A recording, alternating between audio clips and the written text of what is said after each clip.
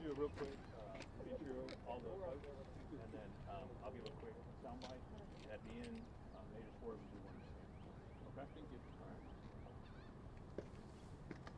Is it after that we can ask questions? After You can ask before, but like we'll do one in Spanish too. Okay. Just because we're all on. Gotcha. Temple, you ready? Yes, sir. Okay. Everyone ready? Stand by, stand by. Okay. Just let me know. Get, Chief McIntosh. Chief Wright? Yeah. Good to go, sir. Everyone good? Yes, sir. Okay. Good morning. I'm Assistant Chief Tommy Diaz from the Harris County Sheriff's Office. To my right is Assistant Chief McIntosh from the U.S. Marshal Service, and to his right is Chief Wright from the Pasadena Police Department. We also have Major John Nanny, Commander Bennett, Group Supervisor Art Fernandez, Lieutenant Casey Haberlin, and Major Salvo Suarez. We're at a 14,600 block of Lourdes in East Harris County. We have a lot of investigators on site. We're investigating an officer-involved shooting that occurred this morning at about 7:29 a.m. This is a multi-agency task force called the Gulf Coast Violent Offenders Task Force, run through our partners at the U.S. Marshal Service. So there's state, local, and federal partners whose responsibility it is to serve and execute warrants for the most violent folks in the region. This morning, the team was out here searching for a fugitive who's wanted for 5 counts of sexual assault of a child. While conducting surveillance, the fugitive stepped out, and deputies and officers attempted to arrest the target. The subject jumped into a vehicle, and while giving orders to step out of the vehicle, the subject produced a weapon, and our deputies and officers discharged their firearm. So just really quickly, there were 4 different agencies on site who discharged firearms: the Harris County Sheriff's Office, the United States Marshal Service, the Pasadena Police Department, and Texas Department of Corrections, OIG.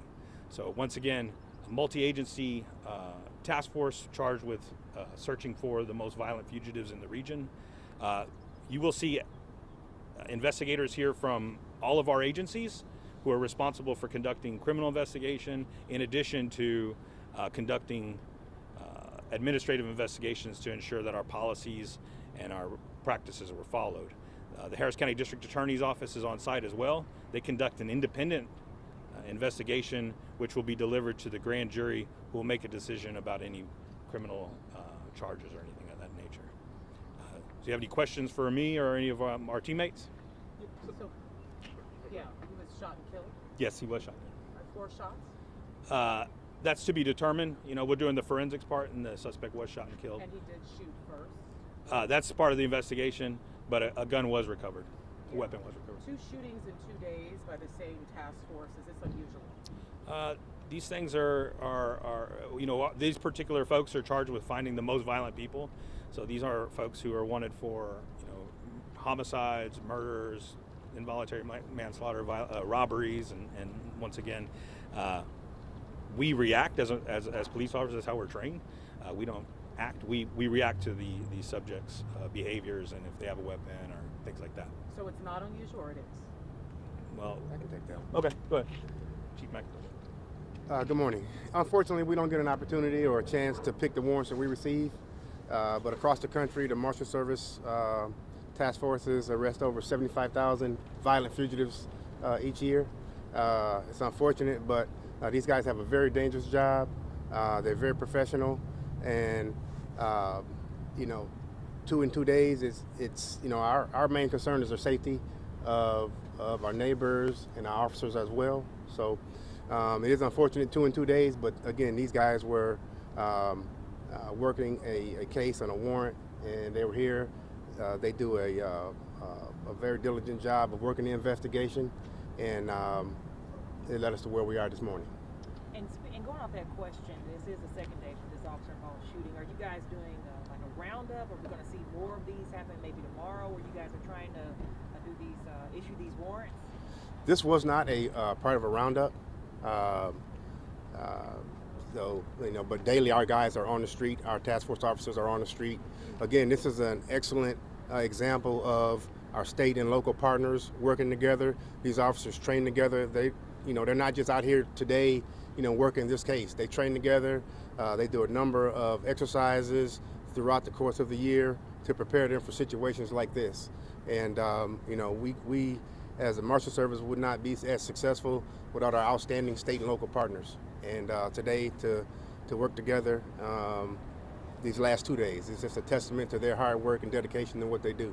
Just to be clear, is it the same agencies for both days? Marshals and then task force? It's the same task force. Okay, but not U.S. Marshals again, or both, right? Both agencies? Gulf Coast Task Force. Today was Gulf Coast Task Force. Yesterday was a OSADEF. Yeah. For Gulf Coast. Yeah. Was it Gulf Coast for both, or for both Gulf days? Coast Task Force members for both. Yes. Okay, both days. Okay. Clarification on this shooting. So when the task force arrived, was they go to the door, or was the suspect already in his car? Like, how did that initial interaction happen? Well, we're not going to divulge that information right now, but we will say that. Did they go to the door and knock? I know yesterday there was a knock on the door. They announced themselves. Like, what was the initial? Yeah, like how did they? Okay. I'll defer to. Okay. Supervisor Fernandez, the U.S. Marshals. This was an opportunity to arrest him in the safest way that they felt at that moment, is when he came out of the house and went into the car. And in order to not allow him to get into the streets, put any other public in danger, they attempted to execute the warrant at the vehicle. And so they strategically approached to pin the vehicle in, and that's where the contact ensued. So they were saying a lot of the kids were walking to the school bus stops at the time. Were there any kids close by? And how do you all go about making sure that, people in the neighborhood are safe? Yeah, those are factors that are taken into consideration. I don't have any information about any comments about kids being nearby, but oftentimes we will advise the schools nearby that we have an operation if time permits. In this case, they use their training to be aware of the background and things like that. So, How many people were in the house at the time? 3. Children, wife, or how many kids? 2 adults and a deceased. Was this his home, or was he staying with someone? We believe he was staying here. With a relative? Or? I don't have all the information, but we had information. This case was actually from Jefferson County. And so, like many cases, the marshals or the Gulf Coast Task Force gets up to 10 cases a week of violent fugitives that are wanted from other jurisdictions. Could be from Miami, New York, Tampa, San Antonio, oftentimes Louisiana, because of our proximity. In this case was a collateral lead for us. We had information that was provided to us that he may be living in this area, and then the investigation was conducted by our team. And it was a brief investigation, but he was found recently, and then today was the warrant plan. What about his name and age? His name was the Harris County Medical Examiner's Office will conduct and make the identification. So we'll On wait till the count of the sexual assault of a child, is there an age range, or like what? Any details? well, it's another county, so I can't speak to that, but generally be under 17. It could be, I don't have the information on the case. How dangerous do you think this fugitive was? I mean, I know you guys emphasize it's important to not have him make it out to the street. We approach almost every case similarly. We assume they all might pose a danger to us or to the community. He was as dangerous as they all could be, potentially. He did have a weapon. I don't want to speak about his history, but the warrants, they're violent offender warrants, so we approach all of them with caution. Can you give us the information in Spanish? Absolutely. Did he point the gun at all? At officers? That's under investigation, but yeah. Thank you. Buenos días, soy Saúl Suárez, soy mayor con el departamento del alguacil del condado de Harris. Esta mañana, aproximadamente a las 7 de la mañana, oficiales de nuestra agencia y de un equipo táctico que se enfoca en arrestar los más violentos fugitivos aquí en el área. Trató de ejecutar una orden de arresto a un sospechoso que tenía 5 felonías. Las felonías eran por asalto sexualmente a un juvenil. Los oficiales tuvieron un contacto con el sospechoso. En ese momento, el sospechoso tenía una pistola, entonces en ese evento hubo un tiroteo. Nuestros oficiales, 2 oficiales de nuestra agencia tiraron, le dispararon al sospechoso, también otros oficiales de los U.S. Marshals y también el departamento de policía de la ciudad de Pasadena, y el sospechoso falleció. En este entonces estamos investigando la escena, tenemos nuestro equipo de homicidio, tenemos nuestro equipo que se enfoca en evidencia de la escena criminal, y también tenemos nuestros investigadores de internos que investigan a nuestros propios oficiales para asegurar que estemos siguiendo nuestro entrenamiento, pero también para tener gente que nos asegura que estamos haciendo el trabajo efectivamente. Y quiero recordar a la comunidad que nuestra agencia, cuando se enfoca en la seguridad pública, es nuestra número 1 prioridad. Por eso estas escenas y estos sospechosos que tienen órdenes de arrestos bien violentos, es nuestra prioridad de removerlos de las calles y también de arrestarlos.